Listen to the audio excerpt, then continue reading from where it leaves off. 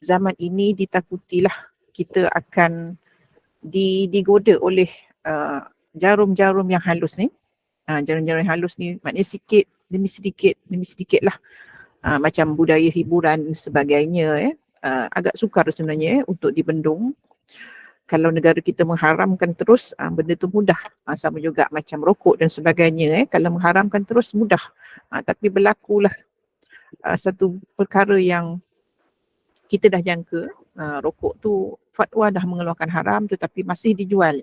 Sejadinya benda tu tidak seimbang. Ni sama juga dengan hiburan.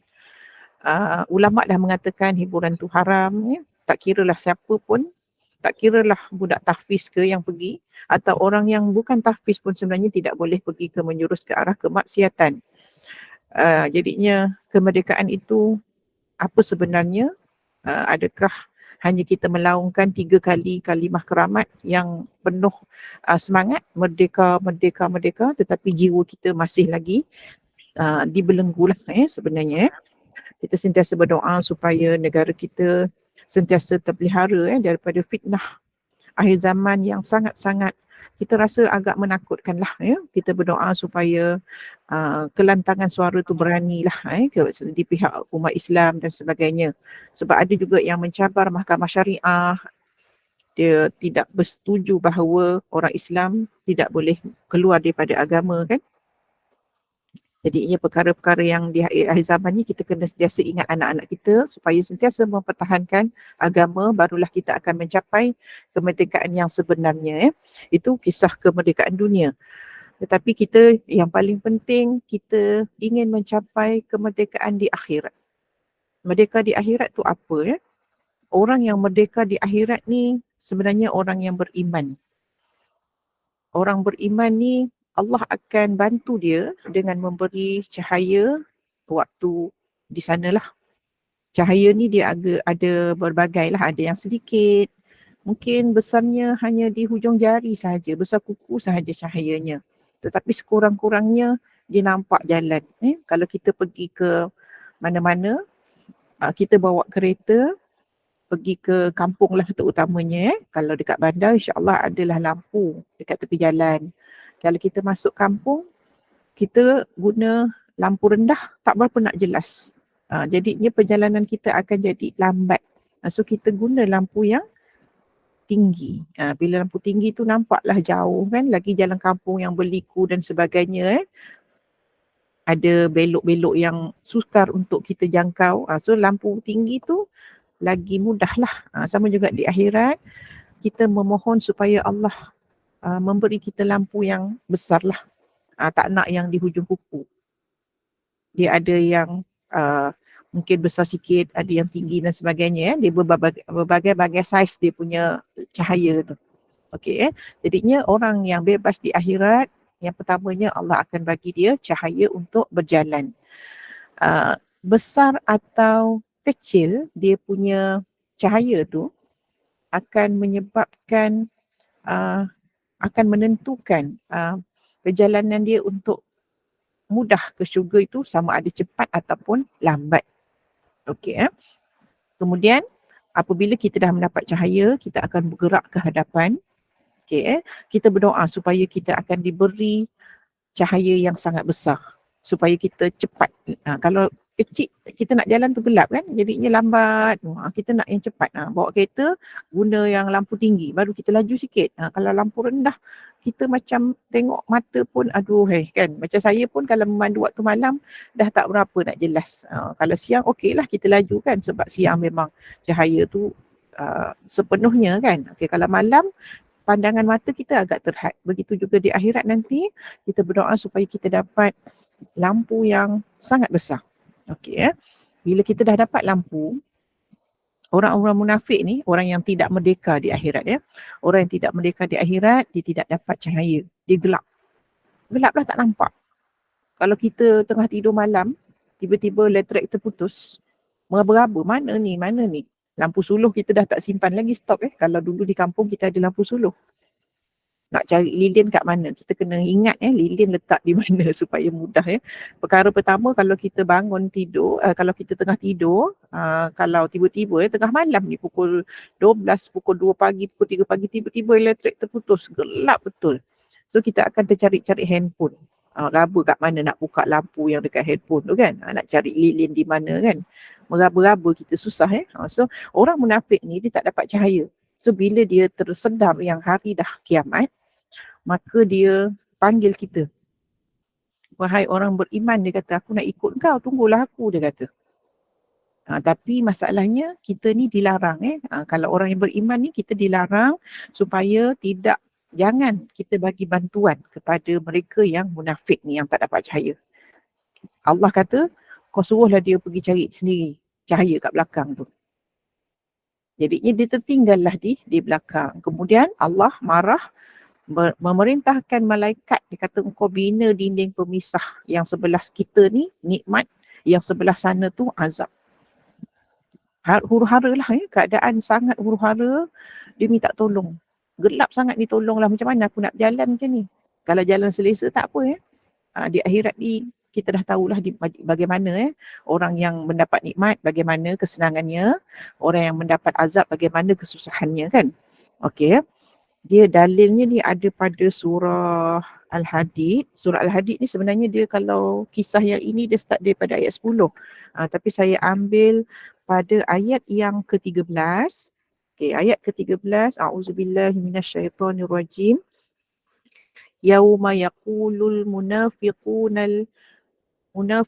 wal munafiqat lillazina amanu nzuruna naqtabis min nurikum. Pada hari orang munafik, lelaki dan perempuan munafik berkata kepada orang yang beriman, tunggulah kami, biarlah kami mengambil sedikit cahaya daripada kamu. Lalu dikatakan kepada mereka, kembalilah kamu ke belakang, kemudian carilah cahaya di sana. Lalu di antara mereka dibuat sebuah tembok yang berpintu, rahmat di sebelah dalamnya dan azab di sebelah luarnya. Maknanya orang yang beriman ni dia dah dikepung lah nak mengelakkan daripada orang munafik mengejar. Orang yang beriman dia dapat rahmat, tapi orang yang munafik dia dapat azab. Okay, ni ayat yang ke-13 lah, saya tak baca habis, saya baca separuh saja tadi. Okey, kemudian sambung pada ayat 14. Ni saya baca terjemahan. Orang munafik memanggil orang yang beriman sambil berkata, bukankah kami dahulu bersama-sama dengan kamu? Dia kata, dulu kan kita sama-sama dekat kuliah. Dulu kan kita sama-sama pergi masjid. Dulu kan kita sama-sama pergi ke Duri. Kan kita ni jiran sebelah kampung. Takkan kau tak kenal? Dulu kita selalu pergi minum, makan kat kedai mamak dan sebagainya. Dia sebut dah semua. Dia mengaku kita kawan dia. Okay, Kemudian kita jawab, orang yang beriman ni akan menjawab, benar, tetapi kamu telah membinasakan diri kamu dengan perbuatan munafik dan kamu hanya menunggu dan kamu pula ragu-ragu terhadap agama serta kamu diperdayakan oleh angan-angan yang kosong sehinggalah datangnya kematian yang ditetapkan oleh Allah dan kamu pula diperdayakan oleh bisikan syaitan tentang Allah. So orang yang munafik ni, dia bila dia dah mengejar kita, dia mengaku kita ni saudara dia lah, dia mengaku kita pernah join kelab sahabat pencinta Al-Quran dan sebagainya. Tapi Allah kata tak, sebab dia dah mendustakan agama. Bila mendustakan agama, tak kisahlah kau kawan ke siapa ke, out, keluar daripada ruang lingkup keselesaan. Okay, Kemudian kita jawab, orang munafik kata, aku kenal engkau tapi Allah tak bagi tolong. Allah kata, kenapa orang beriman tak boleh tolong orang yang munafik? Alasan ada 3. Sebabnya tak boleh tolong, maknanya orang yang munafik ni kita tak boleh tolong dia. Dia tidak akan bebas di akhirat nanti atas 3 sebab yang sangat besar. 3 sebab ni sangat penting 3 sebab. Sebab pertama, kenapa orang beriman tidak boleh menolong orang yang munafik yang terpenjara ni tadi, yang dah terhalang dengan tembok pemisah tu. Yang pertama, sebab dia suka mendedahkan dirinya kepada fitnah. Ini sangat bahaya sebenarnya. Saya pun selalu mengingatkan diri saya sendiri. Nanti saya akan ni lah. Kemudian yang kedua, sebab orang tu dia suka menunda-nunda untuk beramal sedangkan dia tahu Dia bukan orang yang jahil lah, dia tahu. Kalau orang jahil lain. Dia tahu tetapi dia menunda-nunda untuk beramal kebaikan. Kemudian yang ketiga, dia tidak pernah sekali-kali untuk berubah ke arah kebaikan. Tak ada niat pun dalam hati. Okay, nanti dululah dia kata. Kita ni Allah memang, setan memang akan hasut kita waktu muda. Dia kata, nanti dululah kau muda lagi. Tak payahlah kau nak berbaik sangat. Enjoy dulu hidup. Waktu muda memang diuji begitu. Sebab tu antara orang yang mudah masuk ke syurga adalah orang muda yang meninggalkan waktu lapangnya. Waktu lapang maksudnya dia tidak seperti orang muda yang lain. Biasanya orang muda ni dia banyak tenaga. So dia suka buat apa? Perkara yang menggembirakan dia. Orang muda kita faham aktiviti orang muda tak sama dengan orang tua. Orang tua biasanya lepak kat surau, orang muda jarang. Tapi kalau orang muda itu dia boleh meninggalkan keselesaan dia waktu muda untuk mendekati Allah, maka dia tergolong antara orang yang cepat untuk dihisap. Okey Jadinya bila umur dah tua pula, setan akan hasut, kau dah tua, dah sakit, dah tak larat lah, kau tak payahlah nak ke masjid sangat, tak payahlah nak solat tahajud. Kau nak puasa pun, tu minta ujian waktu muda dihasut, nanti dulu. Nak berubah nantilah kau dah tua, nanti umur kau dah 40, 50, 60, nanti kau berubahlah. Setan hasut gitu. Tapi bila dah tua, kesihatan tidak mengizinkan, setan kata kau dah sakit dah tak payahlah. Macam tu. Tu satu ujian usia ni sebenarnya. Sebab tu kita kena sentiasa berdoa, ya Allah kita bagi umur panjang yang berkat. Umur berkat tu yang penting. Tak kisahlah umur kita pendek ke, sederhana ke ataupun panjang. Minta berkat supaya dipenuhi dengan perkara-perkara yang baik saja. Yes, tapi untuk hari ini antara 3 perkara tersebut saya nak kupaskan yang pertama lah Orang yang suka mendedahkan diri kepada fitnah. Ini sangat bahaya. Saya pun selalu bermuhasabah dirilah sebab kita zaman sekarang zaman media sosial, zaman netizen. Bagaimana cara orang mendedahkan diri kepada fitnah? Okey saya bagi satu contoh kita bagi post satu gambar contohnya situasi seorang guru agama lah, contohnya saya lah Saya ni bukanlah hebat sangat. Contohlah kalau saya ni orang yang hebat, maknanya satu Malaysia kenal. Ni saya bagi contoh je tapi saya bukan orang yang dikenali. Okey, katalah saya ni asatizah yang dikenali satu Malaysia. Okey Kemudian saya pergi berceramah di sesuatu tempat. Okey, berceramah sesuatu tempat, kuliah. Tapi biasa orang perempuan jarang dia buat kuliah dengan orang lelaki. Kalau asatizah ni, guru wanita, biasanya dia akan kuliah pada wanita lah. So saya kena buat contoh lelaki lah. Okey Seorang ustaz yang dikenali, dia pernah berceramah satu Malaysia, pernah juga pergi luar negara contohnya So dia akan dikenali lah. Sekarang senang nak kenal sebab dah ada media sosial. Okey so guru ni, penceramah ni dia pergi ke satu tempat, dia berceramah, ramailah orang datang, berpuluh ribu datang satu tempat, buat kat Padang dan sebagainya lah. Kemudian biasalah biasanya guru-guru lelaki ni, ustaz-ustaz ni dia ramai peminat nak bergambar. Memang agak normal kita nampak benda tu sebab kita dah terkenal. Contohnya saya bagi nama macam Ustaz Azhar Idrus sendiri, dia cakap kalau dia berceramah, ramai orang perempuan duk nak bergambar dengan dia. Orang lelaki tentulah. Bila orang perempuan nak bergambar ni dia agak seram sikit. Jadinya kadang-kadang yang rapat-rapat yang macam tu dia jadi fitnah sebenarnya. Netizen ni dia jenis megang handphone. Dia ambil gambar tangan tu buat live pula. So kadang-kadang ada benda-benda yang sebenarnya benda tu tidak berlaku di situ, tetapi bila keluar dalam media sosial gambarnya agak lain. Pernah macam tu sebenarnya yang Pak Imam ni duduk depan, yang perempuan ni di belakang, tapi bila ambil gambar tu tak tahulah angle yang mana, dia jadi macam duduk sebelah menyebelah, duduk rapat. Pernah jadi macam gitu. So mulalah orang kata fitnah gini. Lepas tu nanti dia jawab, saya difitnah. Macam tu. Kalau Pak Imam pun kalau ada pertandingan snooker, kalau boleh jangan masuk. Walaupun dia suka-suka dekat masjid, kadang ada buat aktiviti Kalau main badminton tu okey lagi lah. main snooker. Bila main snooker tu, pandangan orang snooker ni tak elok. Dia akan jadi satu benda yang besar. Jadinya Pak Imam tu masuk pertandingan snooker, dia tertonggeng pula dekat meja tu. Nak menonjol bola tu, tiba-tiba ada orang ambil gambar, keluar dekat Facebook, keluar dekat Instagram. So orang kata, apa Pak Imam ni gini-gini. Lepas tu bila dah dibuang nanti, dia kata saya difitnah. Sebenarnya diri sendiri akan mendedahkan pada fitnah. Siapa-siapa pun individu, tak kisahlah pemimpin ke. Pemimpin ni lagi bahaya sebenarnya. Pergi makan menggunakan jet dan sebagainya. Lepas tu tak kisahlah, ada orang biasa juga tapi dia berada, dia mampu ada jet peribadi sendiri, pagi sarapan dekat Singapura. Lepas tu tengah hari makan dia dah sampai dekat Korea pula. Sebab dia ada jet peribadi sendiri. Sebenarnya kalau boleh jangan kita buat macam tu, walaupun mampu, walaupun menggunakan duit sendiri, bukan pakai duit orang pun. Tapi di bawahnya, maknanya orang yang kaya ni, dia mesti ada orang yang di bawahnya yang masih lagi miskin, yang masih lagi memerlukan.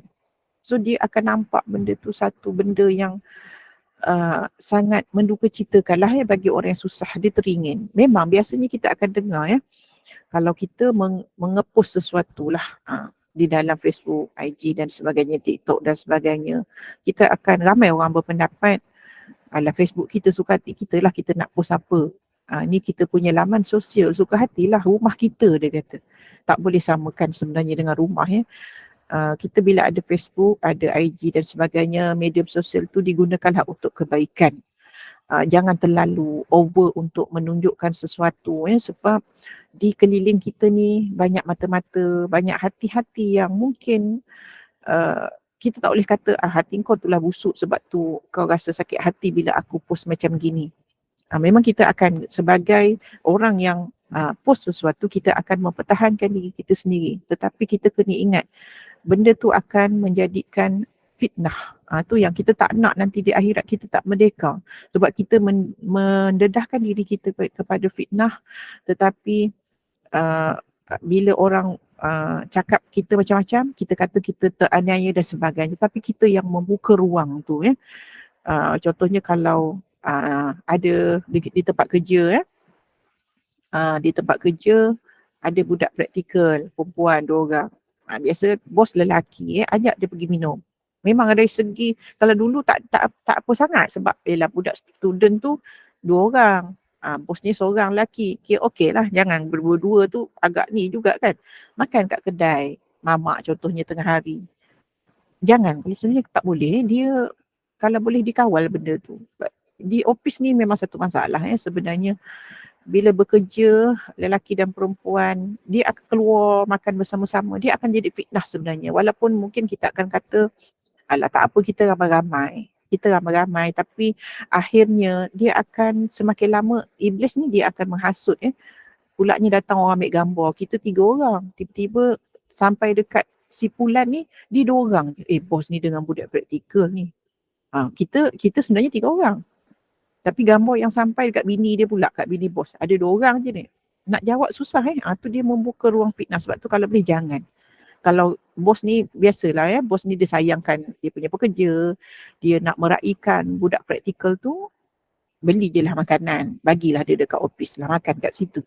Kalau bawa keluar dia jadi masalah sebenarnya terlalu orang kata terlalu membuka sangat ruang fitnah dan sebagainya. Kemudian kata-kata kita pun kita kena jaga. Macam itulah saya dengar, ini isu panas lah isu Abang Tesla ni. Saya bukan nak cerita pasal Abang Tesla semata-mata tetapi contoh yang nampak Hari tu Ustaz Samsul debat kata apa? Jangan cakap apa-apa lah dia kata. Dia warning. Dia kata kalau semakin cakap, makin jadi bodoh. Jadinya isu Abang Tesla ni sebenarnya tak ada siapa pun marah dia nak kahwin. Tak ada siapa pun nak marah dia kahwin 2 ke 3 ke 4 ke suka hati dia lah kan. Tetapi cara dia tu sebenarnya telah membuka ruang kepada netizen untuk berkata, orang jadi nyampah. Kenapa dia nak buat live? Dia akan membuka keaiban sendiri sebenarnya. Jadinya kalau nak buat sesuatu, ada benda yang wajar untuk kita kongsikan, ada juga perkara yang tidak wajar. Sangat tak wajar sebenarnya perbuatan dia. Bagi saya pun kalau ditanya secara peribadi pun bagi saya tak sesuai lah. Tapi tak ada siapa pun marah dia nak kahwin kan. sebab dia memang mampu, tetapi cara dia tu tak kena. Dia jadi perdebatan bukan di kalangan orang Islam sahaja, tetapi non-Muslim pun akan memandang serong pada agama kita. Benda tu cara tak kena. Kemudian yang satu masalahnya, pihak yang tertentu ni suka panggil dia pula. Panggil dia nak pergi, panggil dekat stesen radio, panggil dekat apa tu, podcast dan sebagainya, interview dia tanya macam-macam. Itu yang Ustaz Samsul Debat cakap, semakin dia berkata-kata, semakin bodoh nampak dia tu. Sebenarnya stesen radio ni sebenarnya nak kejar ranking. Itu satu masalah juga, nak kejar ranking, panggillah orang yang penuh kontroversi ni zaman sekarang. Etika tu dah tak ada. Macam jadi wartawan dulu-dulu tak sama dengan sekarang. Saya perasan cara penulisan dan sebagainya, tajuk muka depan lain. Wartawan yang dulu etikanya sangat-sangat bagus. Dulu saya suka baca surat khabar, sebab bila saya baca surat khabar saya dapat menambahkan perbendaharaan kata, ada perkataan baru yang saya tak tahu, tetapi wartawan di antara orang pertama yang tahu, sebab dia memang terdidik macam tu untuk menulis secara berhemah, secara beretika. Tetapi sekarang tak. Sekarang ni majalah dia ada persaingan, so dia akan carilah isu mana yang panas. Itu yang lagi bagusnya, yang semakin viral. So untuk kes Abang Tesla ni, suami dan isteri dia bagi saya 2x5 lah. Tu jadi kenapa? Sebagai wanita, kalau kita dah bagi suami kita kahwin, diam-diam sebenarnya kita duduklah. Jangan orang tahu. Eloknya perkara tu disimpan sendiri-sendiri. Tak perlu dibuat live dan sebagainya. Dia sebenarnya memang betul lah, sebagai mana yang Ustaz Samsul Debat kata, itu sebenarnya menunjukkan semakin kebodohan dia tu semakin terselah. So tak sesuai sebenarnya. Banyak lagi perkara-perkara yang mendedahkan kita kepada fitnah. Lagi contohnya pakaian. Pakaian yang terlalu over. Menutup aurat dah bagus dah. Memang dalam syariat Islam kita wajib menutup aurat.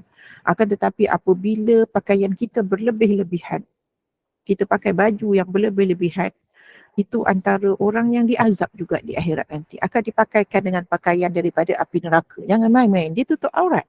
Tetapi over, red carpet lah. Biasa ni artis lah. Saya bukan kata artis ni tak baik pula. Kalau kita artis ni, dia manusia biasa. Tetapi jangan menunjukkan sesuatu yang dia ni membawa, membawa pengaruh yang sangat besar. Tak dinafikan. Artis ni dia akan membawa pengaruh yang besar. Kalau waktu dulu, majlis pertunangan, orang lelaki tak datang.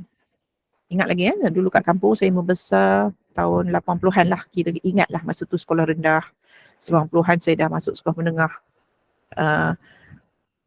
Kalau ada majlis di kampung, majlis pertunangan, orang lelaki dia tak datang, memang tak datang.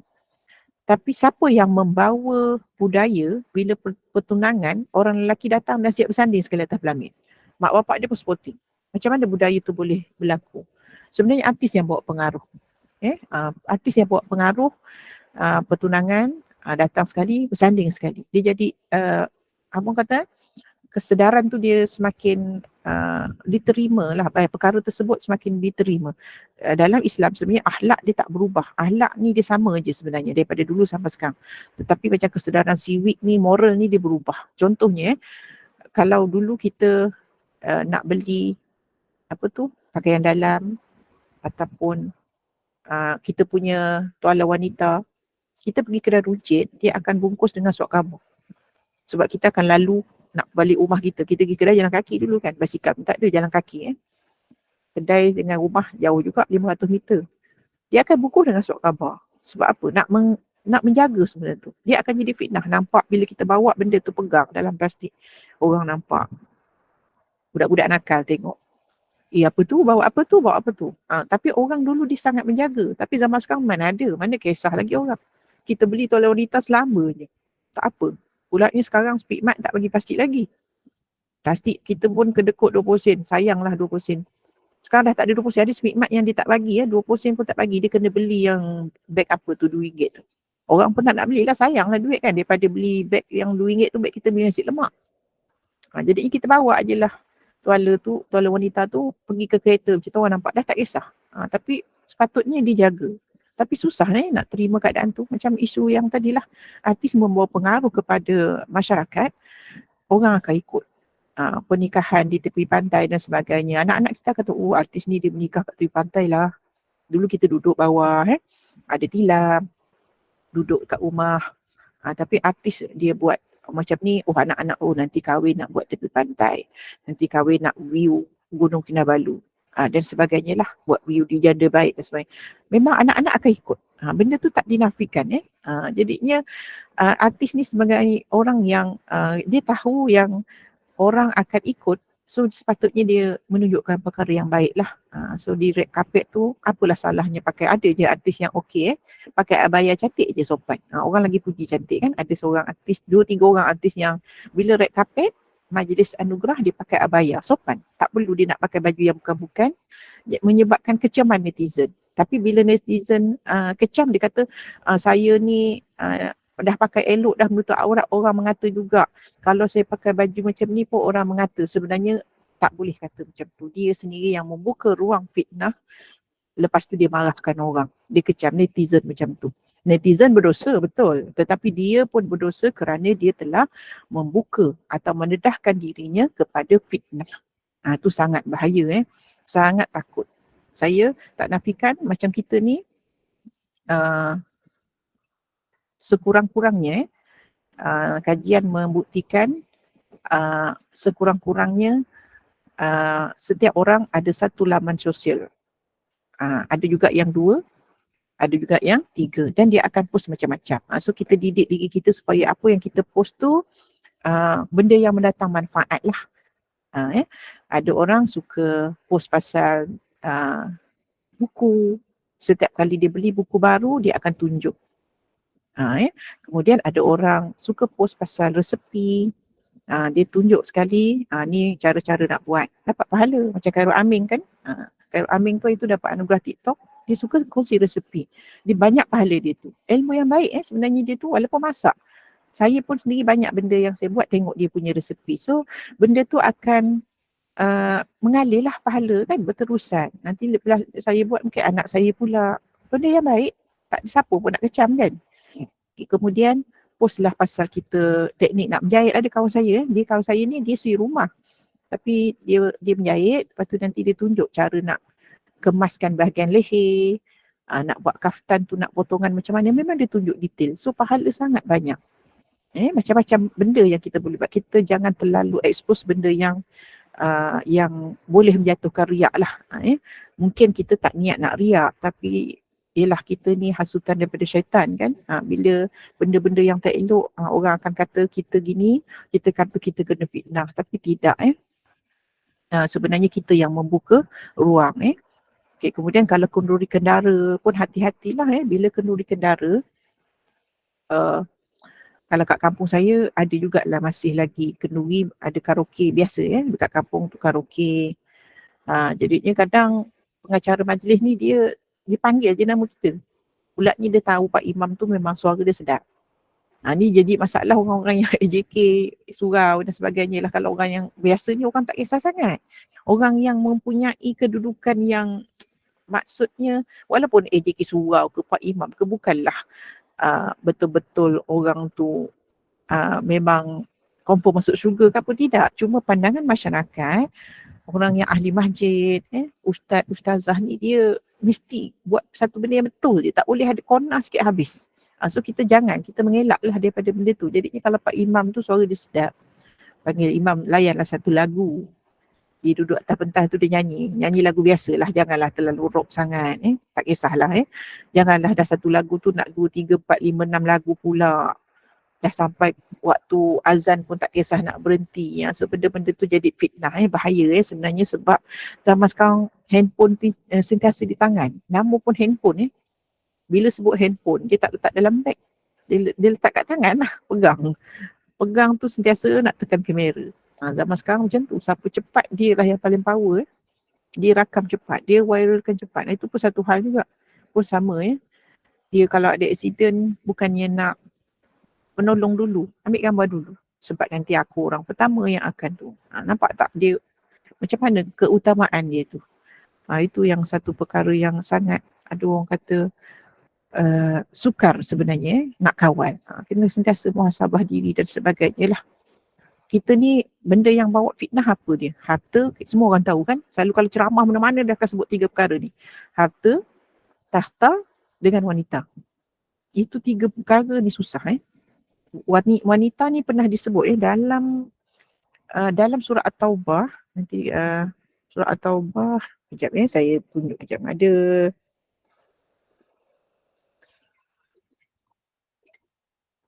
Surah At-Taubah ayat 49 muka surat 195. Okey Surah At-Taubah ayat 49 muka surat 195 mana ayat 49. Dan antara mereka yang munafik itu ada yang berkata, izinkanlah aku supaya tidak pergi berperang dan janganlah engkau jadikan aku dipengaruhi oleh fitnah. Ketahuilah mereka telah pun terjerumus ke dalam fitnah. Sesungguhnya azab Jahannam pasti meliputi orang yang kafir. Sebenarnya cerita dia gini, ini masa zaman Nabi dulu, ada seorang ni, dia umur dia dah agak tua, dalam 50-an gitulah lebih kurang 50-an ni dari segi ketenteraan dia dah tak berapa nak ni jadinya dia nak mengelak daripada berperang, tapi sebenarnya dia sihat sebenarnya walaupun 50-an. Dia nak bagi alasan dia tak nak pergi berperang, sebenarnya dia takut. Tapi dia cakap dengan Nabi macam mana dia fikir dalam hati, aku nak bagi tahu Nabi ni, tak silap saya dalam perang Tabuk dia nak bagi tahu Nabi dia tak nak pergi berperang, dia takut, tapi takkan nak cakap dengan Nabi aku tak nak pergi berperang lah sebab aku takut mati nanti. Tapi dia tak boleh cakap macam tu, so dia nak bagi alasan. Jadinya alasan yang dia gunakan inilah dia cakap Nabi aku ni tak boleh nak pergi berperang lah sebab aku ni jenis orang yang tak boleh mengawal kalau nampak wanita, dia kata. Nanti bila kita berperang kan ramai tahanan wanita kan. Bila tahanan wanita tu ada di situ, aku takut aku tergoda, dia kata. Nabi mengizinkan sebenarnya. Maknanya apa tu? Maknanya fitnah wanita ni sangat kuat sebenarnya. So Nabi dia mengizinkan. Tapi lepas tu barulah Allah bagi tahu. Dia kata sebenarnya ni orang munafik ni dia menipu kau sebenarnya. Bukan sebab dia wanita. Wanita tu betul lah. Alasan dia tu betul lah. Memang diterima sebenarnya. Tapi Allah tahu yang dia tu hanyalah memberi alasan. Sebenarnya dia memang tak nak pergi berperang sebab dia takut. Tetapi itu menunjukkan bahawa alasan tak nak pergi berperang kerana takut tergoda dengan tahanan wanita itu dibenarkan. Cuma Allah bagi tahu kemudian yang dia menipu. Okey. Dalam surah Ali Imran surah Ali Imran ada satu ayat. Okey. Muka surat 51. Okey. Muka surat 51, surah Ali Imran, ayat yang ke-14. Auzubillahi minasyaitonirrajim. Ini biasa Zuyyina linnasi hubbus syahawat. Maknanya setiap manusia itu dihiasi dengan perasaan suka. Syahwat ni maknanya kita suka Kadang orang ingat syahwat tu apa benda, nampak macam perkataan yang tak elok. Tapi syahwat maksudnya kita suka. Kita menginginkan. Minan nisa. Perempuan dulu disebut. Okey Zuyyina linnasi hubbus syahawati minan nisa. Suka kat perempuan. Ni jamak nisa. Kemudian wal banin, kita suka anak-anak, cucu-cucu. Kita kan kalau dapat cucu teruja, ni nak tunggu anak sulung ni dah 5 tahun kahwin. Lepas tu mengandung tak sabar nak menunggu. Kita suka pada benda tu. Itu normal sebenarnya. Kemudian wal qanatiril muqantarah. Maknanya harta benda yang banyak. Kita suka emas, kan orang sibuk kumpul emas kan. Kemudian minaz zahabi wal fiddah. Zahab maknanya perak. Zahab emas, fiddah maknanya perak Wal khayli wal musawwamah. Binatang ternakan, kuda pilihan. Wal an'am, binatang ternakan. Wal hars, dan juga kebun. Kita nak buat kebun musang king, semua orang suka. Zalika mata'ul hayatid dunya wallahu indahu husnul ma'ab. Itulah kesenangan hidup di dunia dan sisi Allah adalah tempat kembali yang terbaik, yakni syurga. Ayat ni menunjukkan bahawa memang manusia suka pada perkara tersebut. Cuma kalau boleh dikawal. Tu yang ujian harta, tahta dan juga wanita. Okey, jadinya ujian wanita ni macam-macam. Ada kisah di Indonesia. Di Indonesia ada rombongan Perkara ni pernah diceritakan oleh Ustaz Badli Shah dalam kuliah dia di mana saya tak ingat. Ni cerita kelakar. Tapi cerita yang betul. Ustaz Badli Shah ni dia kata rakan dia lah. Dia macam kita kan kat taman ada grup surau kan. Qariah surau ni kita nak buat rombongan ke mana? Ke Indonesia. Dah tempahlah tiket AirAsia. Bayar 2,000 semua settle. Hotel ada, makan ada. Kemudian pergilah ke sana. Okey Hari terakhir tu sebelum flight malam tu, diorang ada aktiviti bebas. Siang hari biasalah kita pergi mana-mana pun, pergi Mekah ke Madinah, ada aktiviti yang free kan. Suka hati kita nak shopping sendiri ke, bas tak ada bawa kita hari tu, free je. Jadinya masa di Indonesia tu, kumpulan yang ahli qariah di satu taman ni, kebanyakannya orang surau lah. Kira warga emas lah yang pergi Jadinya dia pergi ke sana tu dia ada buat aktiviti bebas di pagi hari, dia panggil lah taksi. Jadinya datang, dia macam van lah datang kat hotel, nak pergi mana kan? Tanya nak pergi masjid. Maknanya nak pergi ke masjid lain lah. Okay. Dia pun bawa pergi masjid. Lepas tu dia berhenti satu tempat. Bangunan tu bangunan tinggi, macam bangunan kedai. Keadaan tak nampak macam masjid. Lepas tu tanya dekat pemandu tu. Dia kata kami nak pergi masjid ni. Ni rumah yang lelaki lah ni Dia lelaki-lelaki. Yang perempuan mungkin dia shopping ke tak tahulah. Dia aktiviti bebas. Jadinya yang AJK Surau ni pun cakap, mana masjid ni? Katakan nak pergi masjid. Lepas tu yang driver van tu kata, betul lah inilah masjid. Sebab nampak kat situ ramai orang perempuan beratur. Pakai skirt pendek semua, yang pakai seksi semua. Tanya, ini masjid ke apa? Lepas tu dia kata, betul lah masjid. Rupanya ringkasan masas dan juga picit. Tu masjid tu. Kita macam kelakar tapi benda tu betul. Tapi dah duduk, dah satu van ni, macam mana? Nak patah balik ke nak berhenti? Berhenti je lah. Dah tengok orang perempuan ramai di situ Dia siap ada tunjuk album gambar. Oh nak pilih yang mana ni? Yang ini, yang putih, yang gelap, yang muka Mat Saleh, yang muka Belanda, yang muka Jawa, semua ada di situ. So, dia turun juga di situ. Dia tengok. Tapi tak masuk lah. Sebab ramai, kalau seorang, nampak tak benda tu, tak satu tarikan sebenarnya. Asalnya nak buat aktiviti bebas, nak pergi rombongan ke masjid. Masjid rupanya masas dan picit. Jadinya, bila dah ada benda tu, wanita ni satu tarikan bagi dia. Itu bahaya Tarikan bagi dia, so dia turun juga. Mujur dia ramai-ramai, satu van. Cuba kalau seorang, agak-agaknya macam mana? Habis semua. Ini yang ramai-ramai ni cover jugalah. Yang pakai songkok haji tadi dia lipat masuk dalam beg supaya tak nampak lah Pak Hajinya. Nampak tak benda tu tu dia jadi fitnah yang aduh. Tapi benda tu kesilapan dari segi communication lah. Sebab kita sebut masjid tu memang masjid tetapi di sana supaya lain. So berhati-hatilah kalau nak pergi ke Indonesia tu. Kalau sebut masjid tu kena pastikan masjid yang mana kan. Kena tunjuk betul-betul locationnya. Kita tak boleh ikut aja kan. Itu sangat bahaya sebenarnya. Aduh memang sangat susah untuk fitnah wanita. Sebenarnya banyak lagi kisah-kisah wanita ni bukan saja dia tak nak pergi berperang. Ada satu kisah saya tak ingat apa masa tu.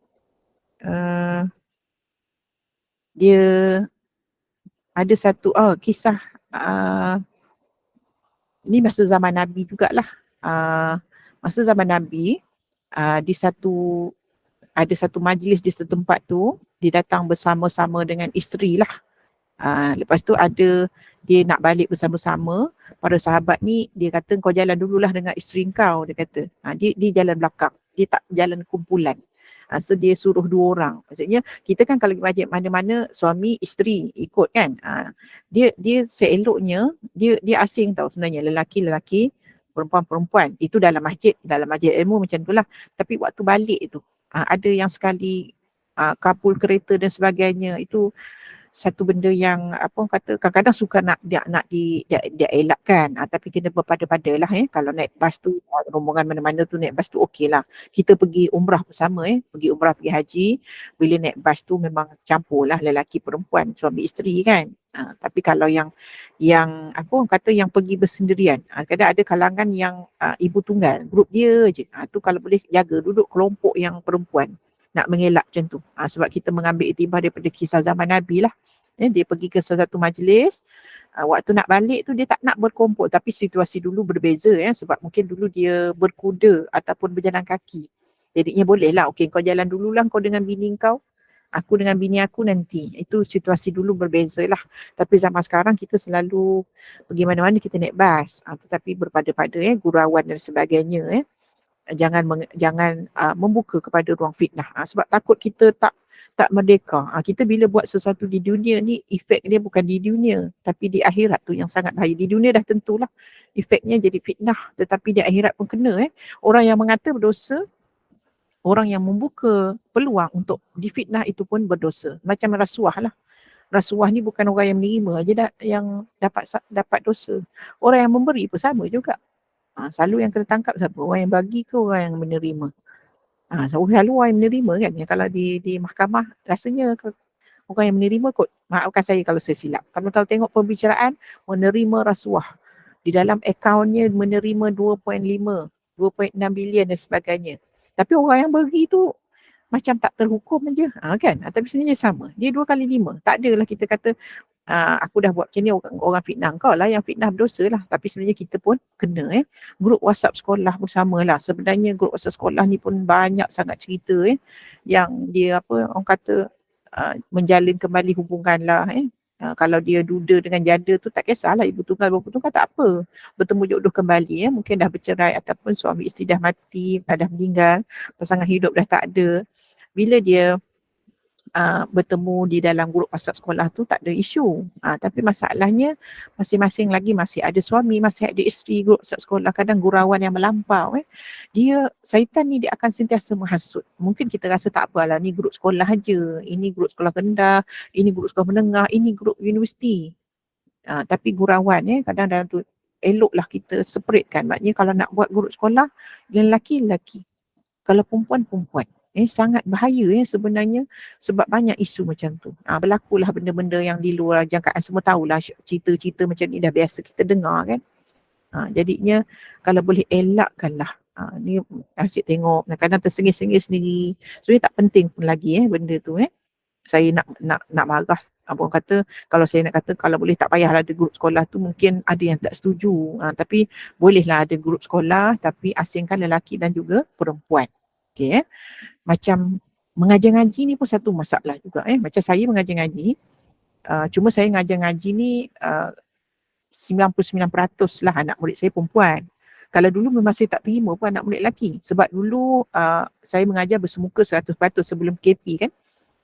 Sebelum KP, kelas kita bersemuka.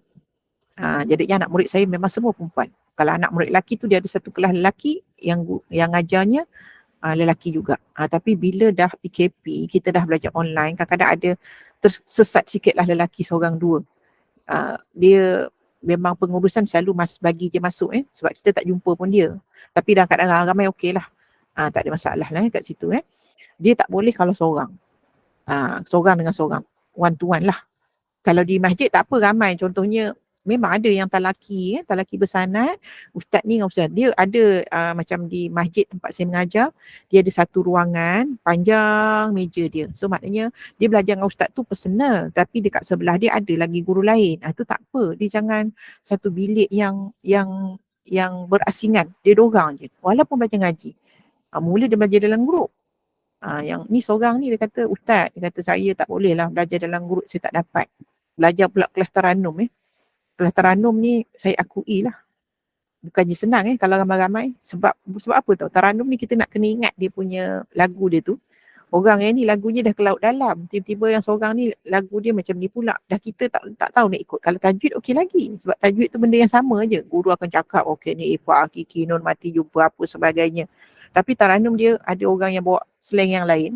Jadi telinga anak murid ni dia dah tak boleh fokus dah. Ustazah tadi baca, ustaz ke apa, baca sedap. Tiba-tiba yang seorang ni baca macam ini. So dia tak boleh nak belajar. Dia mulalah, dia cakap ustaz saya nak belajar personal lah dengan ustaz. Nanti saya PM tepi. Nanti saya bayar lain lah. Yang grup ni saya teruskan juga. Tapi dengan ustaz ni saya nak personal. Tak usahlah kalau boleh jangan.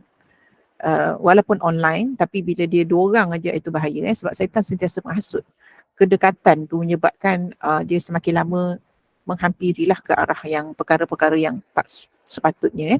Tapi kalau bujang sama bujang tu tak apa, lepas tu jodoh tu kahwin. Ni masalahnya seorang tu dia isteri orang, yang ustaz tu suami orang. Tu masalah. Memang banyak berlaku, walaupun benda yang baik. Pernah terjadi yang kena tangkap halwat ni. Dia belajar kat mana dekat satu bilik tu. Saya tak ingat. Memang Jabatan Agama buat operasi, kebetulan masa tu dia tak buat apa-apa pun.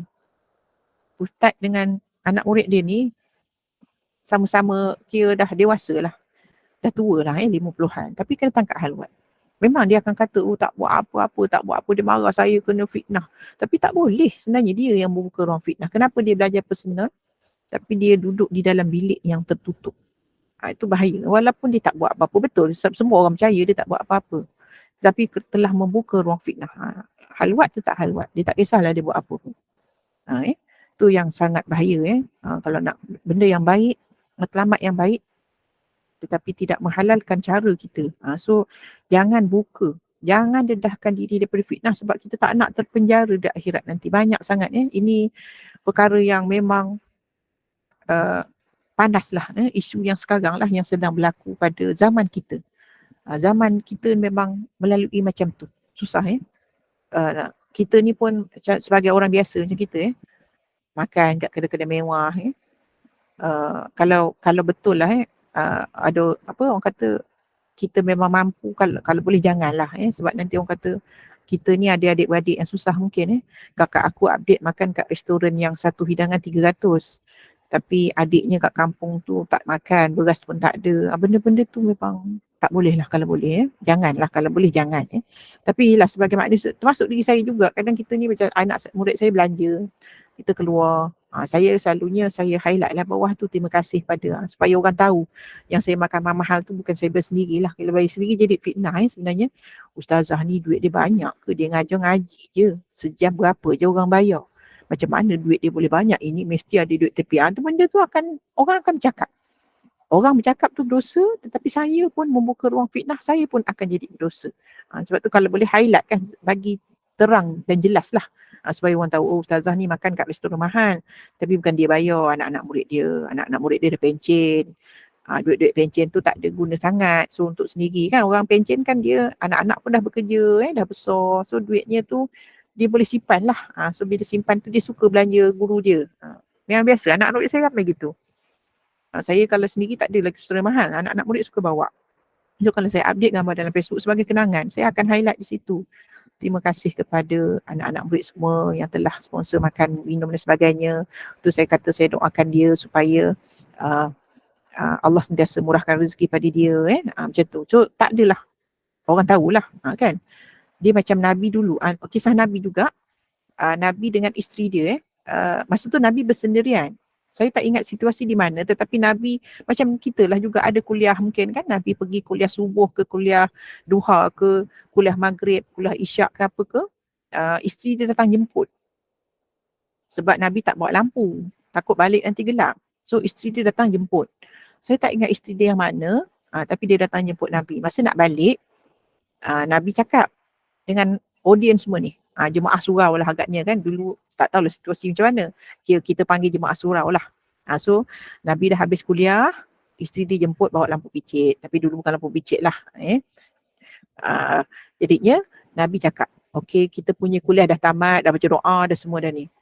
Lepas tu Nabi kata dia nak balik. Lepas tu Nabi cakap lah, ini isteri saya ni yang jemput ni. Nabi bagi tahu. Dia clear. So orang tak fitnah. Cuba kalau Nabi diam je. Nabi pun jalan. Pegang tangan pula tu. Mula tak orang akan cakap, Nabi ni dengan perempuan mana ni? Dulu tak ada media sosial. Orang tak tahu isteri Nabi tu yang mana. Selagipun isteri Nabi wajib pakai purdah kan. Dia tutup kan semua. Semua umul mukminin dia wajib tutup muka. Nampak mata je. Mata pun mungkin tak nampak dia pakai yang macam jaring tu. So orang tak kenal. Jadi bila ada wanita yang menjemput Nabi waktu habis kuliah, Nabi umumkan. Dia bagi clear. So orang takkan cakap apalah. Sebab Nabi tak nak membuka ruang fitnah. Kalau dia senyap aja, habislah dia. Walaupun isteri dia cakap, ini isteri saya. Isteri saya menjemput saya ni sebab saya tak bawa lampu. Nanti gelap. So dia jalan. So kita apa-apa kena clear. Supaya tidak menjatuhkan, membuka ruang fitnah. So bila fitnah ni, kita jangan senang-senang cakap, saya difitnah. Dia kata. saya difitnah, saya dipecat sebab difitnah. Tetapi sebenarnya kita kena tanya diri kita sendiri, kita yang membuka ruang fitnah tu ataupun orang suka-suka saja-saja nak fitnah. So kita sentiasa bermuhasabah diri, sentiasa berdoa kepada Allah Subhanahu Wa Taala supaya kita kuat untuk menghadapi ujian di akhir zaman. Minta Allah bimbing jiwa kita, minta Allah pegang hati kita dan anak-anak sekali lah, anak-anak cucu. Bila kita dah mati besok, minta anak-anak kita akan tahulah benda ni. Kita sentiasa ingat-ingatkanlah. Bagi tahu anak ada media sosial jangan terlalu over lah. Anak muda ni lagilah macam-macam pula ujiannya. So kita kena ingatkan. Sebab takut, kita jangan suka cakap orang fitnah kita, tapi bila kita buka ruang fitnah, kita berdosa sekali lah. Macam kes orang bagi rasuah dengan yang menerima, dua-dua dapat. Tak ada orang yang dapat aja masuk penjara, tak boleh. Kena orang yang bagi pun masuk penjara sepatutnya. Okey, insya-Allah, wallahu alam. Perkongsian saya di pagi ini mudah-mudahan memberi manfaat kepada semua. Saya ingatkan juga diri saya sendirilah, bukan saya kuliah kat orang, saya baik tak, tidak. Saya pun sama sebenarnya, masih lagi belajar, memohon keampunan kepada Allah Subhanahu Wa Taala. Wallahu alam. Saya serahkan kembali Puan Inun untuk menamatkan majlis, meneruskan ke saya tak pasti. Okey, baik Ustazah. Kot ada yang nak bertanya Ustazah, kita boleh buka soalan ni Ustazah. Oh, soalan ni kalau saya boleh jawab, boleh jawab sebab insya-Allah takut boleh jawab. Tak apa. Okey, bagi yang nak bertanya silakan.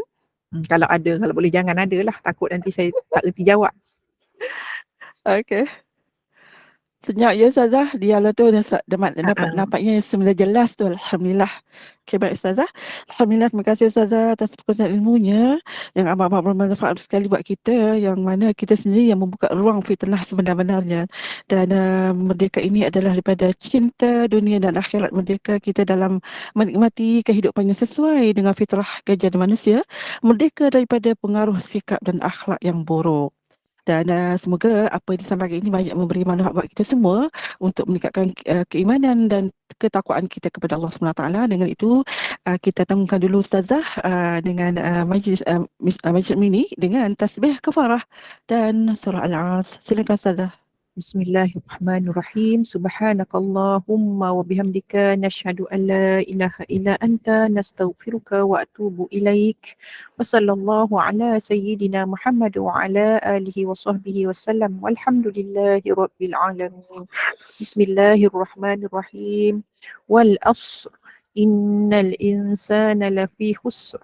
Illa allazina amanu wa amilus solihat wa tawasaw bil haqq wa tawasaw bis sabr. Terima kasih semua, jumpa lagi insya-Allah di lain masa. Assalamualaikum. Waalaikumsalam warahmatullahi wabarakatuh. Terima kasih Ustazah. Assalamualaikum. Menarik sekali. Waalaikumsalam warahmatullahi wabarakatuh.